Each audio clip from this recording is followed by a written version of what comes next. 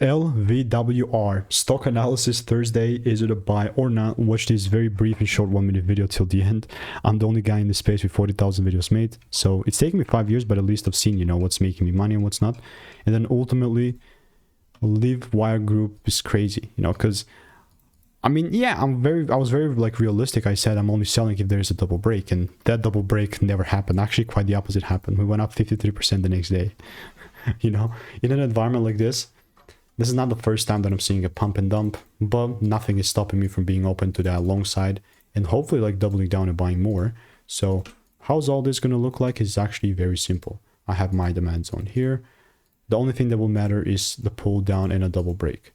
And if that does not happen, then I'm not buying. It's very, very simple. So all I'm doing in the meantime is I'm waiting. And if you do want to learn how I'm making 10K per month trading, click the first link in the description, get my free emails, and I'll see you in the next one. Goodbye and enjoy.